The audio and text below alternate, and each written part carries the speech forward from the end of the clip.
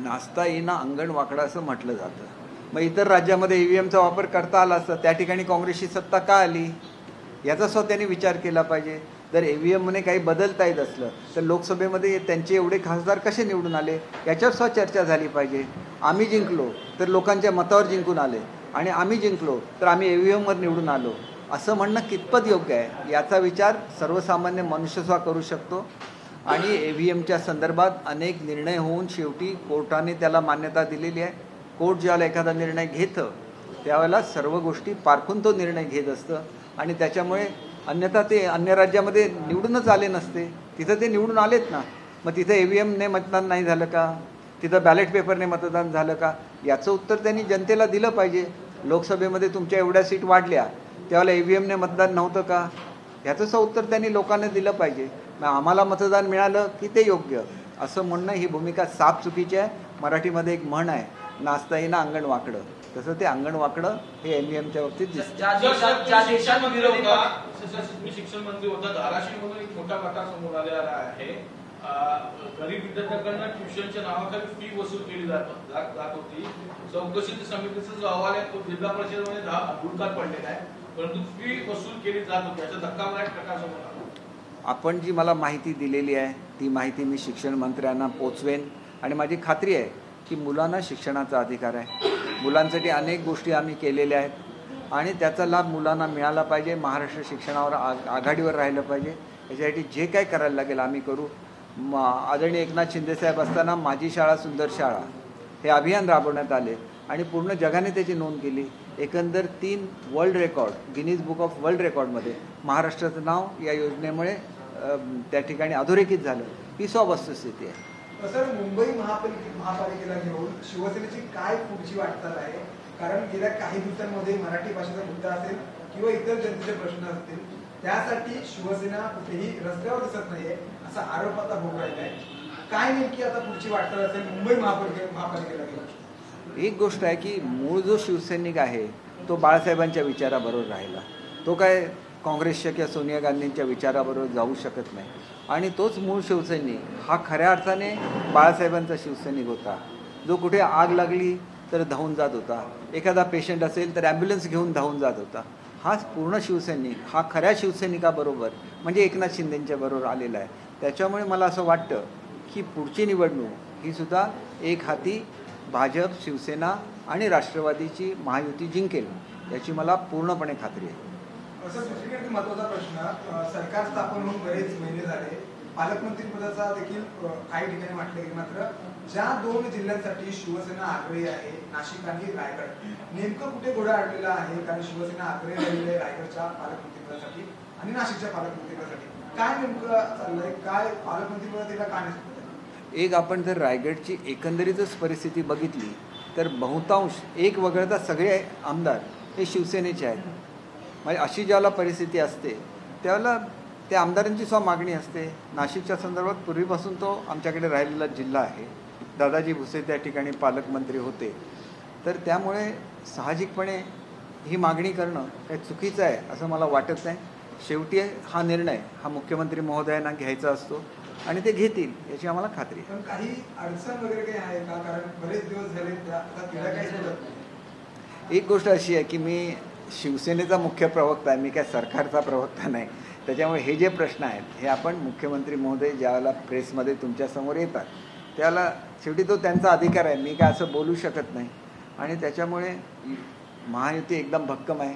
1-2 कुठेतरी अशा स्वरूपाचे प्रश्न अडकलेले असतात, पण किती वेगाने जनतेसाठी निर्णय घेतले जातात याचासुद्धा आपण विचार केला पाहिजे आणि ते निर्णय खरोखर होत आहेत ही वस्तुस्थिती आहे. यावर्षीपासून सीबीएसई बोर्डचं पॅटर्न पहिलीसाठी सुरुवात करण्यात आली आहे आणि पुढच्या वर्षीपासून इसी होता तर सीबीएसई पॅटर्न पूर्ण लागू करण्यात आले. तुम्ही शिक्षण मंत्री होता, या निर्णयाकडे कसं? मी शिक्षण मंत्री असतानाच हा अभ्यासक्रम केलेला आहे आणि स्वतः अभ्यासक्रम करण्याचं जे बोर्ड असतं त्याच्यावर मी स्वतः अध्यक्ष म्हणून काम केलं आहे आणि त्याच्यामुळे केवळ CBSEचा अभ्यासक्रम आणला असं नाही तर लहान मुलं जी ज्युनियर सिनियर KGमध्ये जातात तर ही ज्युनियर सिनियर KG फक्त शहरामध्ये असते. ज्यावेळेला ग्रामीण भागातला मुलगा पहिलीच जातो तो पूर्णपणे ब्लँक असतो, म्हणून त्याला पहिले पाऊल नावाचा उपक्रम केला जायचा. यांचासुद्धा अभ्यासक्रम आम्ही तयार केला. त्याची पुस्तकाचं पूर्ण डिझाईन करून आम्ही ते महिला बालविकास याला दिलेलं आहे. आणि शाळा आणि अंगणवाड्या एकत्र असण्याचा निर्णयसुद्धा त्याच काळामध्ये घेतला गेला, ज्याच्यामुळे मुलांचा बेस तयार होईल आणि महाराष्ट्र पुढे प्रगतीवर जाईल. याच्याचबरोबर व्होकेशनल जे एज्युकेशन असतं ते सुद्धा महाराष्ट्रामध्ये घेण्याचं संदर्भातला निर्णय घेतला गेला. आणि आपण एकंदरीतच बघितलं की जी मुलं UPSCला बसतात त्यांना हा अभ्यासक्रम शिकणं फार महत्त्वाचं असतं. नाहीतर त्यांची पहिली 1-2 वर्ष हा केंद्राचा अभ्यासक्रम शिकण्यामध्ये जातात आणि त्याच्यामुळे तो निर्णय घेतलेला होता आणि याचा फायदा निश्चितपणे मराठी मुलांना होईल याची मला खात्री आहे. महायुती भक्कम आहे, मात्र अशा काही घटना घडतात ज्यामुळे चर्चा सुरू होतात. काल कॅबिनेट झाली आणि आजच्या नियोजित कार्यक्रमामध्ये एकनाथ शिंदेच्या बैठका होत्या मुख्यमंत्र्यांच्या अध्यक्षतेखाली. त्या बैठकांना एकनाथ शिंदे हजर राहिले नाही, त्यामुळे कुठेतरी पुन्हा चर्चा सुरू झाल्या की एकनाथ शिंदे नाराज आहेत का, कारण कालच कॅबिनेट झाली आणि कालच्या कॅबिनेटमध्ये काहीतरी घडलं असं म्हटलं जातं. बघा, त्यांनी ज्या वेळेला ते उपमुख्यमंत्री पद स्वीकारलं हेच मुळात त्यांचं आणि फडणवीस साहेबांचं जे कॉम्बिनेशन आहे त्याचंही उदाहरण आहे. नाहीतर त्यांची स्वतःची इच्छा होती की पक्षाच्या वाढीसाठी वेळ द्यावा आणि आपल्या कुठल्या तरी शिवसैनिकाला हे पद द्यावं. परंतु फडणवीस साहेबांचा आग्रह, केंद्रामधला मोदी साहेब आणि शहासाहेबांचा आग्रह हे सगळ्यात लक्षात घेऊन त्यांनी जे स्वीकारलं आहे ते कुठलंही पद ज्याला स्वीकारतात त्याला मनापासून त्याच्यावर काम करतात, कुठेही त्याच्यामध्ये राग ठेवत नाहीत. आणि त्यांचं आणि फडणवीस साहेबांची जी जोडी आहे, ज्यावेळेला ते मुख्यमंत्री झाले त्यावेळेला उपमुख्यमंत्रीपद फडणवीस साहेबांनी सुद्धा स्वीकारलेलं होतं आणि त्याच चांगल्या स्पिरिटमध्ये त्यांनी सुद्धा ते पद स्वीकारलं. दर खेपेला नाराज आहे असं म्हणत राहायचं हे कुठंतरी एक बोलण्याची पद्धत आता झालेली आहे. अशी नाराजी त्यांनी कधीही दाखवलेली नाही आहे.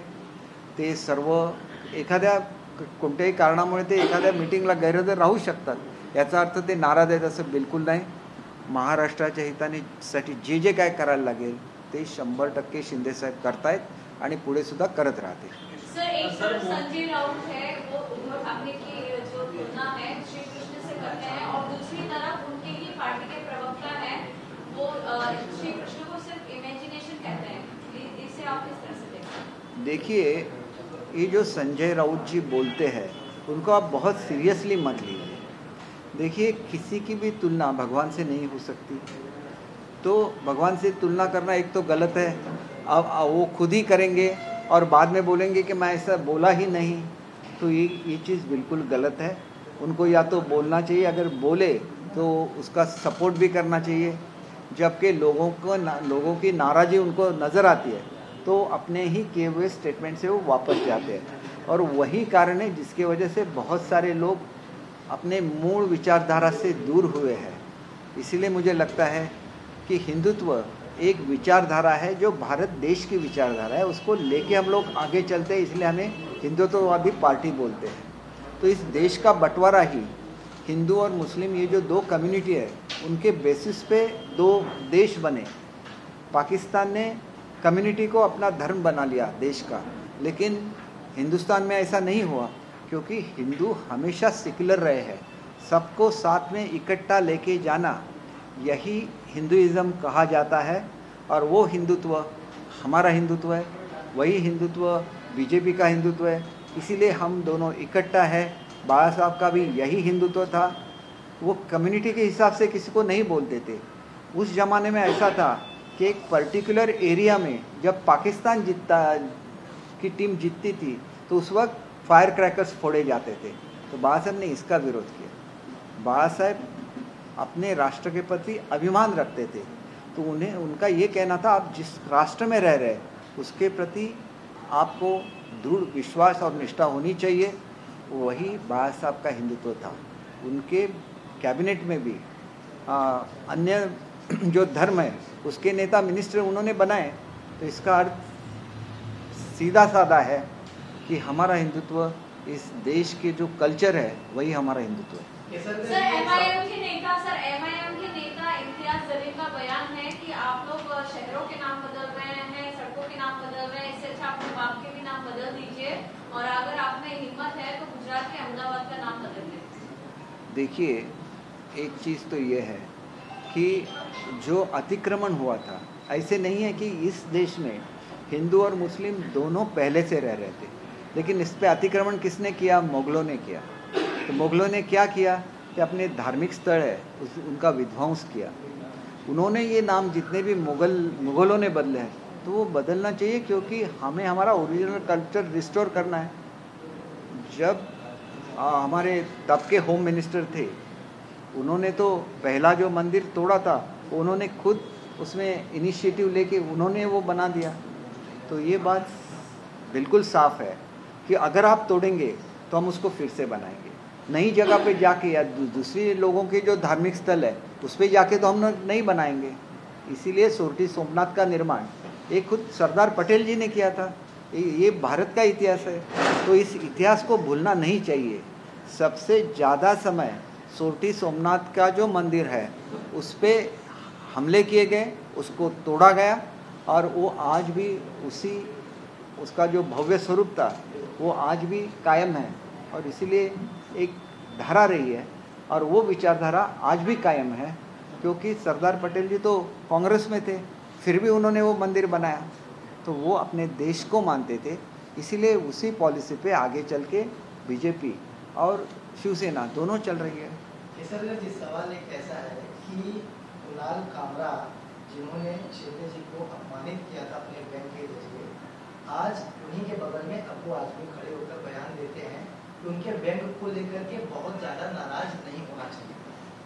आप इस चीज़ को कैसे देखते? देखिए, व्यंग्यकार को व्यंग्य करने का पूरा अधिकार है, लेकिन उसने पॉलिटिकल लैंग्वेज नहीं यूज़ करनी चाहिए। जो बातें उद्धव जी बोलते हैं, अगर वही बातें कामरा बोलते हैं तो इसका मतलब साफ है वो किसी के बिहाफ पे बोलते हैं। मैंने कामरा का कभी उल्लेख भी अपने भाषण में नहीं किया। अगर उस दिन का वो इंसिडेंस नहीं होता, लोगों की भावना प्रक्षुब्ध नहीं होती और वो मोड़तोड़ नहीं होती, तो कितने लोग उनकी वो कॉमेडी देखते। उस वजह से आज भी उनका नाम नहीं लेना चाहिए। लोग तो कामरा का नाम भी भूल चुके हैं। Public memory is very short, जिसमें उनको सब्सटेंस लगता है उसको वो बार बार सपोर्ट करते हैं। नहीं तो एक बार वो हो जाता है, थोड़ी सी सिंपैथी हो जाती है, लेकिन वो निकल जाती है जब वो चार लोगों पे ऐसे ही व्यंग करते हैं।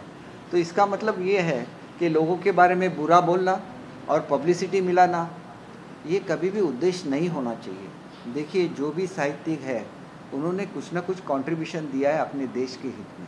ये कोई कंट्रीब्यूशन नहीं है, ये तो मजाक है, और मजाक को मजाक की तरह ही लेना चाहिए, उनको निगलेक्ट करना चाहिए। ऐसे मेरी तो सोच ऐसी है कि निगलेक्ट कीजिए ऐसे लोगों के जिनके पास कोई सब्सटेंस नहीं है, जो सिर्फ आपको छिड़ाने का काम करते हैं, तो उनको भूल जाइए। अभी तो हक्कभंग का प्रस्ताव भी आ रहा है, उसमें सब चीज़ें आ जाएगी। राइट टू एक्सप्रेशन क्या है, सब चीज़ों का वहाँ पे ये होगा, और जो भी उससे निर्णय आएगा उसको वो चैलेंज कर सकते हैं। कोर्ट में जाएंगे तो उससे भी अच्छा निर्णय आ जाएगा, ताकि डेमोक्रेसी में जो हक आपको दिया है, कोई भी हक आपको मिले, उसका अच्छी ढंग से वापर होना चाहिए। उसको एक संयमित रूप से उसका वापर करना चाहिए, ऐसे मुझे लगता है। सर, पर इसका मतलब ये हुआ कि सर आप ऐसा कह रहे हैं कि उनकी बातों को निगलेक्ट करना चाहिए, लेकिन जो राजनेता उनके साथ खड़े हो रहे हैं वो कहाँ तक जायज आप मान रहे हैं? देखिए, ये तो राजनीति थी। मैंने ही बोला कि ये षड्यंत्र है शिंदे साहब को बदनाम करने का। तो उसमें अगर वो शामिल होंगे तो उनकी वो मर्जी है। डेमोक्रेसी में कोई भी किसी के साथ खड़ा रह सकता है, लेकिन इसका मतलब ये नहीं कि आप किस शब्दों का वापर करें, उस पर एक लिमिट होनी चाहिए और वो लिमिट कायम होनी चाहिए। और उसके बारे में अभी देखिए, दो खंबे रहते हैं डेमोक्रेसी में। एक तो है कायदे मंडल जो कायदे बनाता है, और दूसरा है जुडिशियरी जो उसको इंटरप्रेट करता है, उसका इम्प्लीमेंटेशन सही ढंग से हो ये देखता है। तो दोनों के सामने ये जाएगा तो उसमें अच्छी एक तरह से पॉलिसी या अच्छा एक गाइडेंस उसमें से निकल के आएगा। ये जो बुरी चीज़ होगी उससे एक अच्छी चीज़ निकल के आएंगी। ऐसे मुझे मतलब ये हुआ, आपके कार्यकर्ताओं ने, आपकी पार्टी के कार्यकर्ताओं ने जो तोड़फोड़ की उसका आप समर्थन नहीं करते, वैसा नहीं करना चाहिए था, मजाक को मजाकी में ही रहने देना चाहिए था, ऐसा आपका मानना है?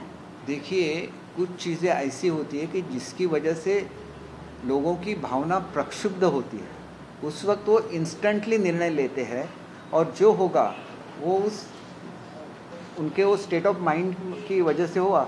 उन पे सब पे केसेस हो गई है, उनको भी कोर्ट में पेश किया जाएगा, उनको भी कुछ ना कुछ तो कोर्ट डिसाइड करेगी कि उनके बारे में क्या करना है। ऐसे हो गया क्या कि हमारे कार्यकर्ता थे इसलिए उन पे केसेस नहीं हुई, इनके किसी केसेस दर्ज हुई है, लेकिन उनकी भावना इतनी प्रक्षुब्ध हो, ऐसे शब्द वहाँ पे नहीं आते तो इंसिडेंस ही नहीं होता, ऐसे मुझे लगता है। सर एक हिंदी का सवाल है।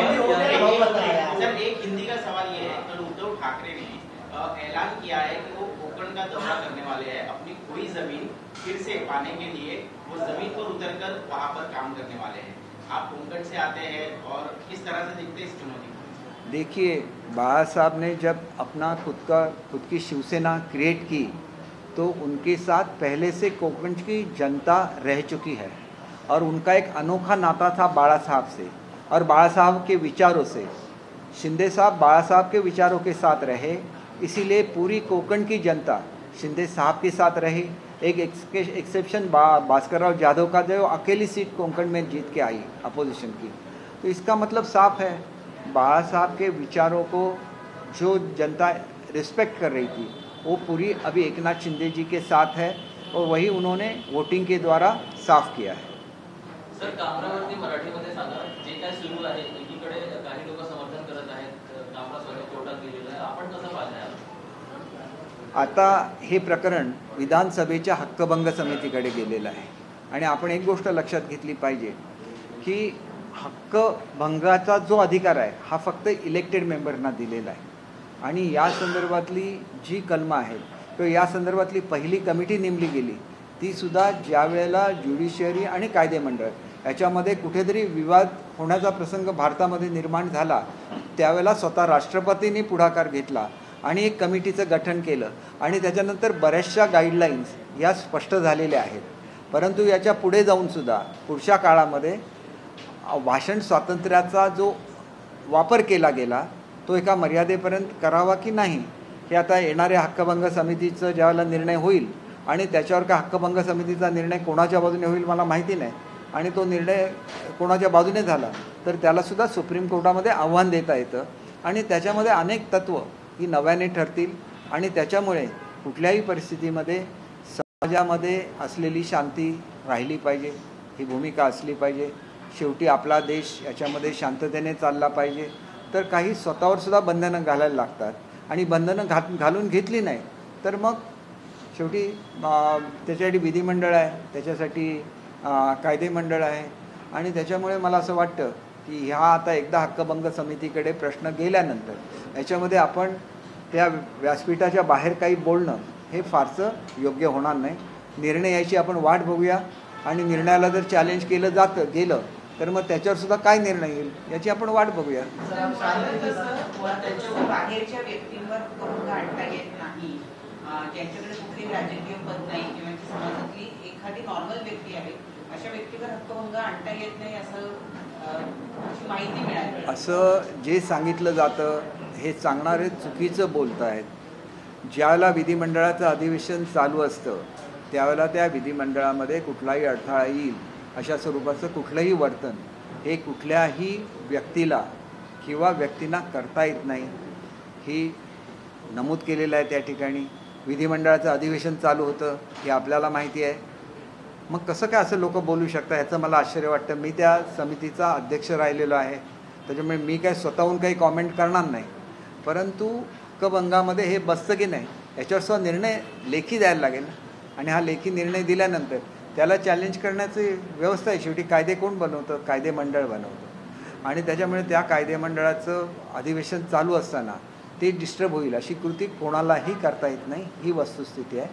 आणि मग तसं झाल्यामुळे जर काही कामकाजावर परिणाम झालेला असेल तर निश्चितपणे मला असं वाटतं, परंतु हक्कभंग समितीचे अध्यक्ष त्याच्यावर निर्णय घेतील, तो निर्णय लेखी स्वरूपामध्ये असेल, त्याचं हिअरिंग होईल, त्या हिअरिंगमध्ये ज्यांच्याविरुद्ध हक्कभंग आहे त्यांना स्वतःची बाजू मांडण्याची संधी मिळेल आणि हे ज्याला विचारांचं प्रबोधन होतं किंवा चर्चा होते तर त्याच्यामधून काहीतरी चांगलं निर्माण होईल असं आपण अपेक्षा करूया।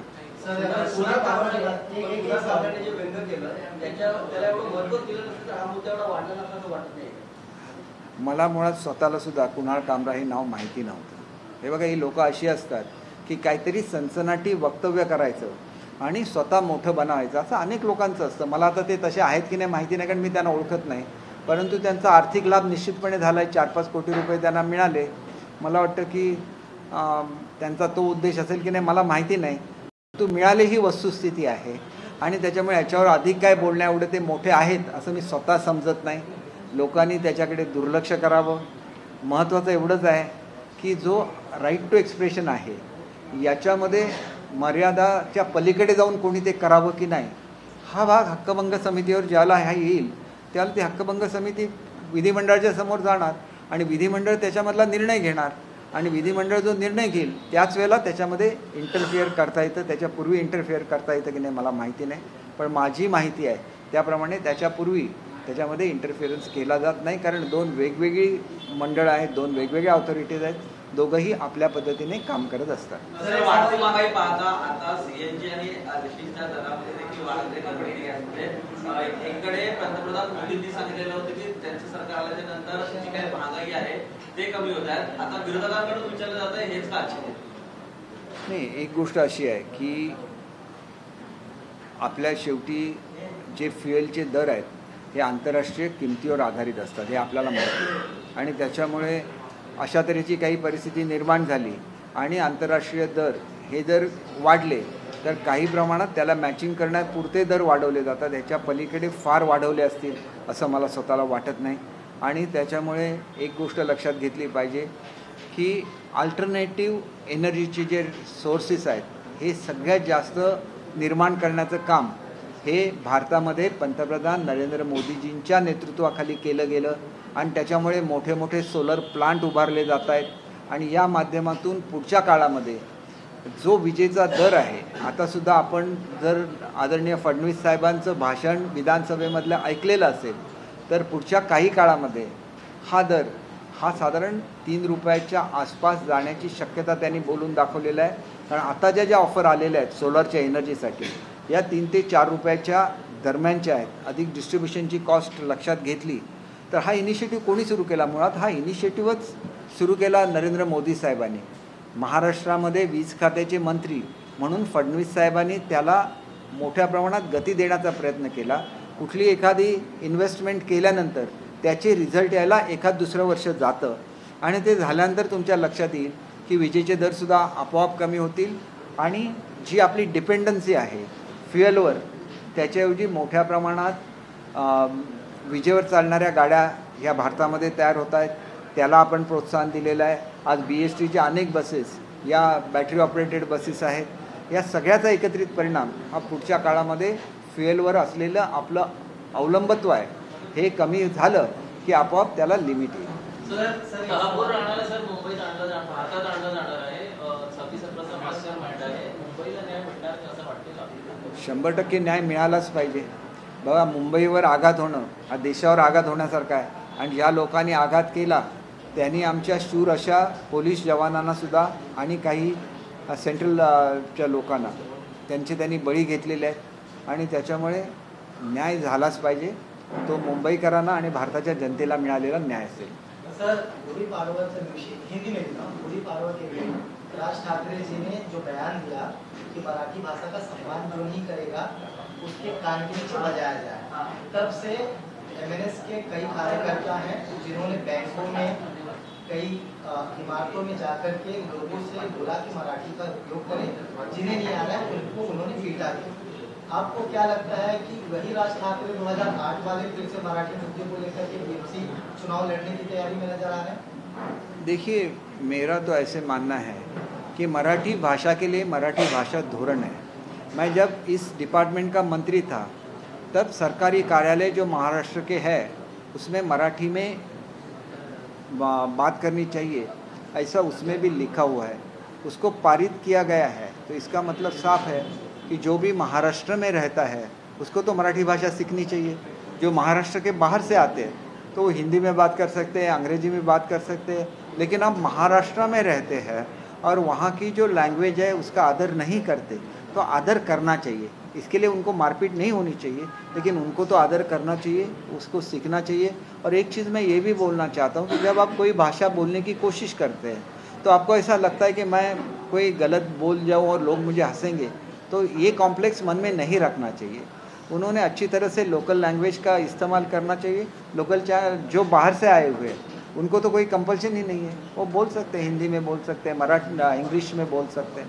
विषय वही है कि जो बाहर से आए हैं उन्हें मराठी नहीं आ रहा, उनकी पिटाई की जा रही है। वो बाहर से ऐसे आप नहीं बोल सकते। आप 14 साल रहते हैं महाराष्ट्र में, वह उसका डोमिसाइल लेते हैं और उसके बावजूद भी आप बोलते हैं कि हम बाहर से हैं, तो क्यों डोमिसाइल लेते हैं? डोमिसाइल मत लीजिए महाराष्ट्र का। आप महाराष्ट्र में रहते हैं ना, आप डोमिसाइल सर्टिफिकेट लेते हैं 14 साल रहने के बाद, तो आप उसकी भाषा भी नहीं सीखेंगे क्या? ये तो भारत एक ऐसा देश है, बहुत सारी भाषा है, जो भी जिस प्रांत में जाता है वहाँ की भाषा सीख लेता है। तो हर कोई ये करता है।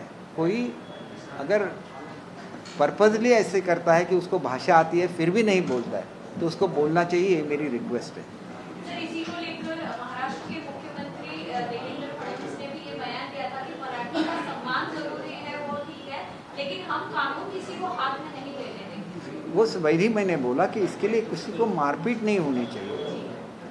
ये जो भी नियम बनाया है कि सरकारी कार्यालय जो महाराष्ट्र के हैं, महाराष्ट्र शासन के हैं, उसमें तो मराठी बोलने का एक प्राविधान बनाया है, तो उसका अमल होना चाहिए और किसी को मारपीट नहीं होना चाहिए।